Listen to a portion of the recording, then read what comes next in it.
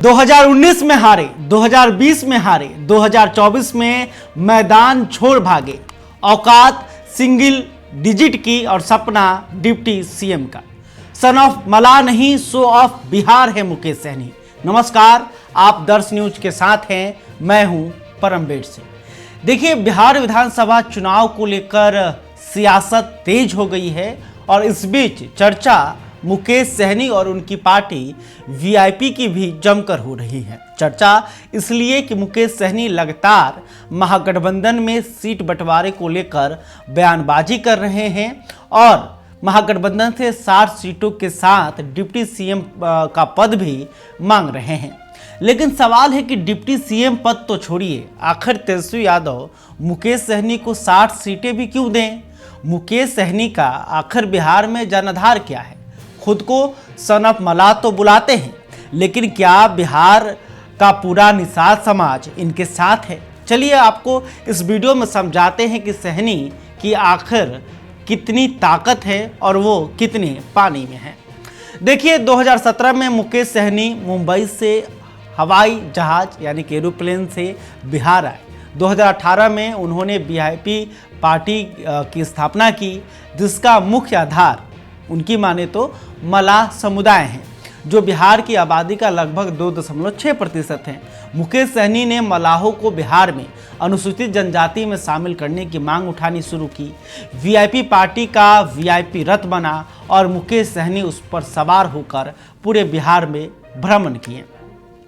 इसका फायदा उन्हें मिला। 2019 लोकसभा चुनाव में मुकेश सहनी को महागठबंधन में शामिल किया गया। उनकी नई नवेली पार्टी को तेजस्वी ने 3 सीटें दी। मुकेश सहनी खुद पूरे जोश के साथ खगड़िया लोकसभा से चुनाव में उतरे, लेकिन एलजेपी के महबूब अली कैसर ने इनको बहुत बुरी तरह से धो दिया।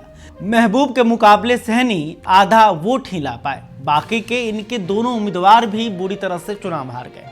सहनी 2020 विधानसभा चुनाव से ठीक पहले महागठबंधन की पीसी से उठकर तेजस्वी पर धोखा देने का आरोप लगाया और कहा कि उनके पीठ में छुरा घोंपा गया है। कुछ घंटे में वो एनडीए के साथ आ गए। बीजेपी से मुकेश सहनी की डील पक्की हुई। 2020 के विधानसभा चुनाव में बीजेपी ने अपने कोटे से 11 सीटें मुकेश सहनी को दी। सीट के साथ कुछ जगह पर मुकेश सहनी को बीजेपी ने उम्मीदवार भी दिए। 4 सीटों पर वीआईपी के उम्मीदवार जीते, लेकिन मुकेश सहनी खुद सिमरी बख्तियारपुर से चुनाव हार गए। मला समुदाय का पूर्ण समर्थन न मिलना सबसे बड़ा कारण रहा। सवर्णा सिंह गौरा बोरम से चुनाव जीती, जो बीजेपी एमएलसी सुनील सिंह की बहू हैं।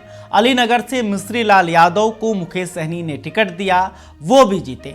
बोचहा से जेडीयू नेता मुसाफिर पासवान को वीआईपी से टिकट मिला, वो भी जीत गए। साहेबगंज से बीजेपी के राजू सिंह को सहनी ने उम्मीदवार बनाया, वो भी चुनाव जीते। यानी 4 सीटों की जीत सहनी की जीत नहीं बल्कि प्रत्याशियों की जीत थी, जो दूसरे दल से आकर वीआईपी के उम्मीदवार बने थे। हैरानी की बात यह भी है कि मलाह करने वाले, जातीय भागीदारी की बात करने वाले मुकेश सहनी 11 उम्मीदवारों में सिर्फ 2 मलाह नेताओं को टिकट दिया, जिसमें एक खुद वही थे। खैर, बीजेपी इन पर मेहरबान रही। चुनाव हारने के बाद इनको एमएलसी पद दिया और बिहार सरकार में मंत्री भी बनाया, लेकिन सहनी इतने में संतुष्ट नहीं हुई। उनकी महत्वाकांक्षा जो है वो उबाल मारने लगी और नजर पड़ी उत्तर प्रदेश की राजनीति पर। वहां मुकेश सहनी बीजेपी को परेशान करने लगे। फूलन देवी के नाम के सहारे वहां राजनीति शुरू की और वहां की बीजेपी सरकार के खिलाफ मुकेश सहनी जमकर बयान देने लगे।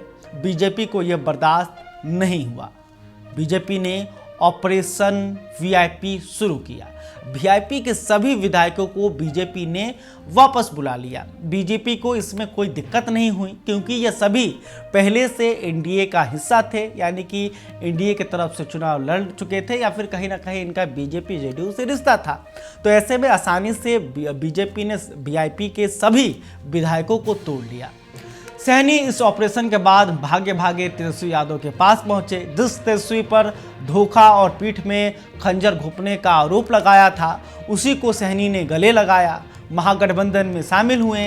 2019 की तरह 2024 में महागठबंधन ने मुकेश सहनी को 3 सीटें दी, लेकिन लगातार हार झेल चुके मुकेश सहनी इस बार चुनावी मैदान में खुद नहीं उतरे।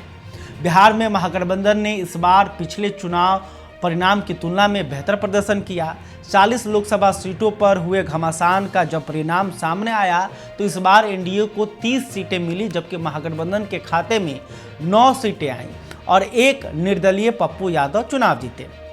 महागठबंधन में आरजेडी, कांग्रेस और वाम दल के 9 प्रत्याशी तो चुनाव जीते, लेकिन मुकेश सहनी की पार्टी वीआईपी को एक बार फिर एक भी सीटों पर जीत हासिल नहीं हुई। वीआईपी के उम्मीदवार तीनों सीटों पर बड़े अंतर से हारे।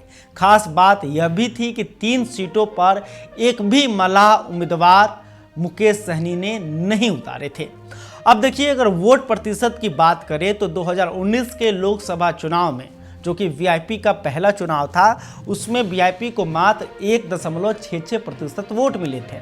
2020 में जब मुकेश सहनी की पार्टी वीआईपी एनडीए में शामिल थी, तब उनकी पार्टी को 2.71% वोट मिले थे और 2024 में जब एक बार फिर से महागठबंधन में मुकेश सहनी आ गए तो उनको 1.52% वोट मिला।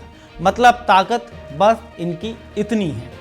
और मुकेश सहनी का जो ये नाव है ये डगमगाते रहता है। ये कब एनडीए के किनार पे जाके खड़ी हो जाएगी या कब ये महागठबंधन की तरफ चली जाएगी, इसका कोई अंदाजा लगा नहीं सकता। तो देखिए, मुकेश सहनी पर टिकट बेचने का भी आरोप लगता रहा है। 2019 में भी लगा, 2020 के चुनाव में भी लगा और 2024 के चुनाव में भी मुकेश सहनी पर टिकट बेचने का आरोप लगा। महागठबंधन ने 2024 में बेहतर प्रदर्शन किया, जिसमें आरजेडी, कांग्रेस, वाम दलों ने 9 सीटें जीती, लेकिन वीआईपी का खाता नहीं खुला। खैर, महागठबंधन ने 2024 में बेहतर प्रदर्शन किया, जिसमें आरजेडी, कांग्रेस, वाम दल का खाता खुला, लेकिन वीआईपी का खाता नहीं खुला। मुकेश सहनी की मांग 60 सीटें और डिप्टी सीएम पद हैं। उनके जनाधार और पिछले प्रदर्शन के आधार पर यह एकदम मेल नहीं खाता है। क्या वाकई सन ऑफ बिहार हैं या सिर्फ शो ऑफ मल्लाह बनकर ये रह गए हैं? ये सवाल बिहार की जनता को सोचना होगा। खैर, अभी तक आपने हमारे चैनल को सब्सक्राइब नहीं किया तो तुरंत कर लें। इस खबर को लेकर, मुकेश सहनी को लेकर आप क्या सोचते हैं, कमेंट करके बता सकते हैं। वीडियो फेसबुक पर देखते हैं तो हमारे पेज को भी लाइक कर लें। बहुत बहुत धन्यवाद।